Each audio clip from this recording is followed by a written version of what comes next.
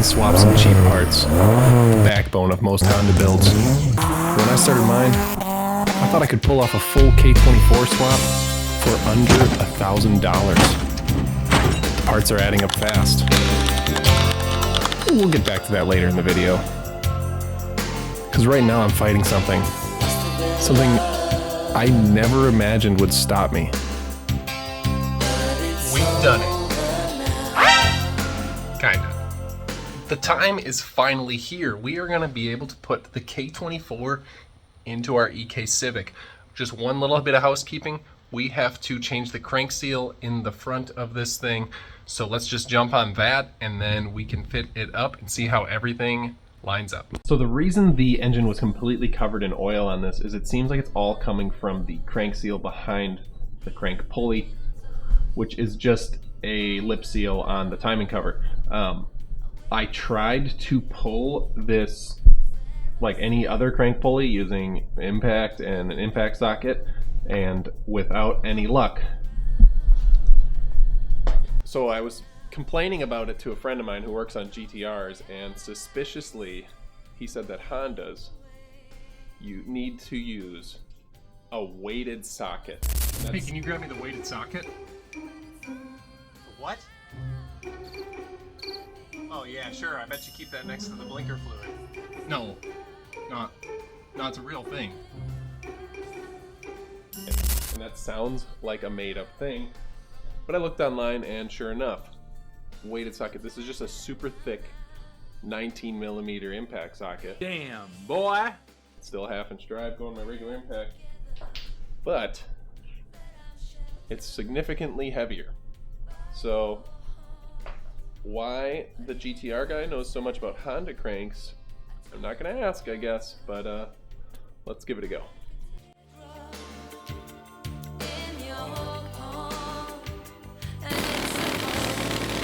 This is where I realized it was going to be anything but easy. Second attempt. The kit that I ordered also came with this lock tool to hold the crank pulley in place when you tighten it, and we're going to see if we can use that to break it free. Now I'm living without. It must have been. I'm going to hit it with some heat, and then I'm going to go to hit it with the weighted socket again. See what happens.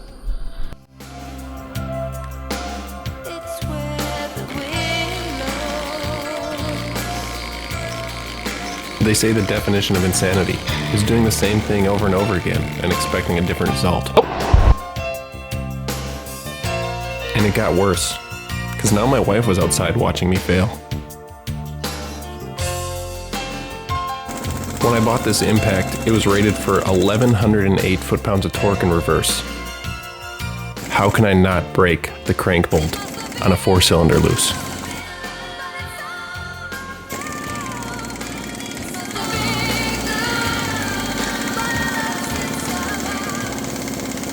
So I tried using a breaker bar and putting pipes on it and stuff like that, but I was getting an intense amount of bend in them and I was just going to break something out. So obviously this needs to be shocked loose. So I've just got the torch sitting there cooking it right now. I checked it with the temperature pen and it's well over 225. I'm going to let it just keep going for a while and then I'm going to hit it with that weighted socket again.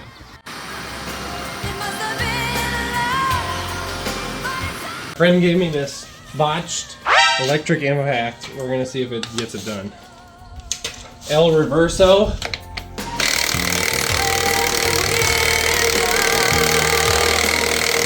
Since I continue to not have any luck on this, I am gonna torch it. My friend is on his way with a 3/4 inch breaker bar, like a big one. So we are going to see if we can kind of get something together here to put some real leverage on this thing and crack it loose. We'll probably end up breaking something. Hopefully a cheap breaker bar and keep the bolt loose, and let's see what happens. So in the comments, people had actually told me that you can melt a crayon on the bolt.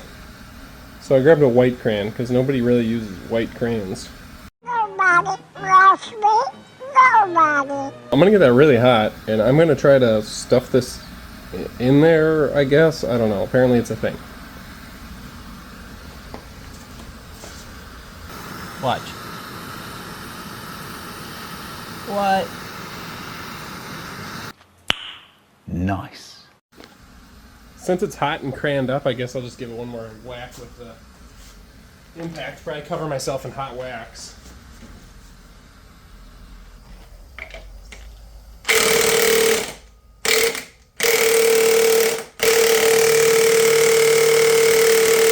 It was time.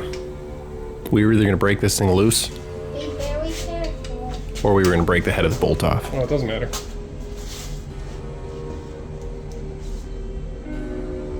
I feel it turning. I'm not sure if it's... It's flexing the breaker bar right now. It's insane. Well, it kind of felt like right before the head breaks off a little. That's kind of what I've been waiting for. But it's turning. Oh, no, I think you might actually be getting it. Oh! More leverage. Yeah. Who was that, Archimedes or whatever? No. You know what Hercules said? He said, with a big enough lever, you can move the world. Uh-huh. Now we use Well, this. at the rack, it's 30 pounds too. Dad, this is I had it, and both breaker bars were like in a C shape. Yeah. Crayons? Could it be crayons? What do you think? I think crayons. You think it was the crayons? Don't touch that. Yeah. I was gonna lick it, but thanks. This is nuts. There's no crayons in See any there. crayon in it? Yeah. No crayon got in there. It's a myth. What's gonna work? Teamwork. It was magnetic for a second. In the last 2 Honda videos, we gave away some super cleaner. I had such a good time doing that, I decided that I just wanted to keep giving to the viewers. So, to get into the drawing, to win this custom shirt here, Marketplace Motor Swap, just drop a comment below and live in the lower 48 of the United States, and we will get one shipped to you in your size on you specify. All you need to do is drop a comment, say anything. Say that my paint looks like snakeskin and it is falling off. Say that I have big ears or terrible haircut. Say that I maybe spent too much time in the sun. I don't care. Any questions, any comments gets you into the draw. All right, with the crank pulley off, you can clearly see that seal was definitely a large part of the problem. Everything is just emanating right from that seal. So we will get all this grease cleaned up. We will get that seal pulled out, and we'll push a new one in, probably just using a socket to pound it in nice and even. Genuine Honda seal. After going through all that to replace a $20 part, it was time to finally move forward with this engine swap.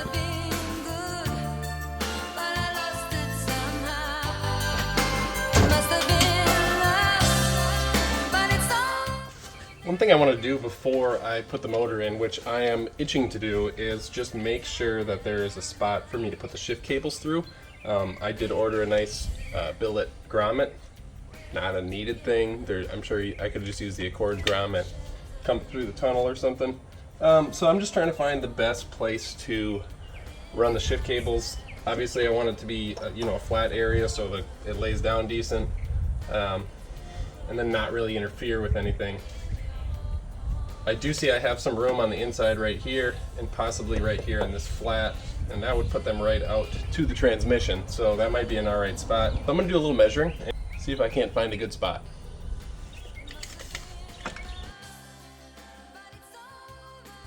I like a lot where that evap canister was. It's a big flat area, it's to the side of the motor mount, so the cables can come out here and swoop up. They'll be kind of hidden. We don't have to worry about if it's over here. You might have to route them funny, so if they're here, I might be able to just run them right down and over to the transmission. So I think I'm going to go on the inside, check where the backside of that is, and if that works out, I'm going to drill out the spot welds on the canister bracket, and we will get some holes popped in this, and then get the engine hoist out to swing the motor over here. I measured the largest part of the shift cables that needed to go through the firewall, and it was 1 1/8. So I grabbed an 1 1/8 hole saw, knowing that it would probably slop it out a little bit. I popped 2 holes.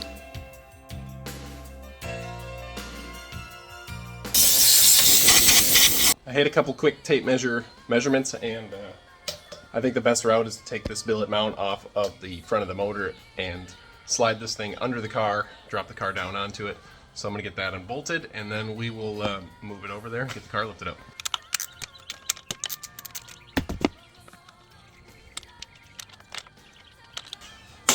With the magic of YouTube editing, let's put this thing in there.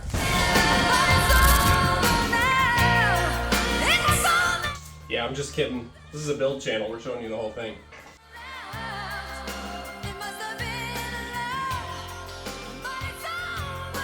Doing this myself on an inclined driveway and everything on wheels proved to be difficult. So I slowly inched the car forward and the engine hoist back, pulling the car, each time having to put something to block the wheels. It took far longer than I wanted, but I just didn't want to scratch the motor or knock anything over. Alright, so I got it up in here and I'm noticing my transmission hits the crossmember. Now, this left me a little stumped because I know VTech Academy put K24 A4 with the 5-speed from the Accord into their EK Civic without an issue. So there's got to be room, and I thought the best thing for me to do is to take the boat out to the lake and think about it there.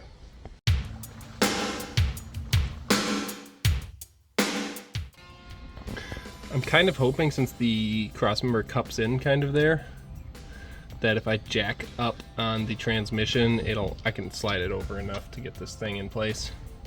The more I look at it, I think what I need to do is actually just move this mount that I'm locating everything off of. I think if I slide that up and then possibly this way a tad, I can square the motor up and have clearance back there for the transmission.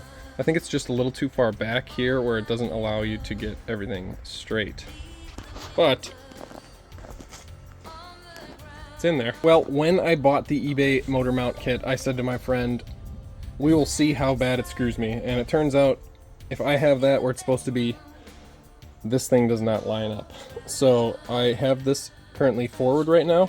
The motor's still sitting a little high, but I may sacrifice some hood bracing instead of ground clearance because I want the car to be good and low. I have the back mount to fabricate, and I have this mount to fabricate, which I expected to do that because I have the Accord transmission. But yeah, so basically I got mount parts.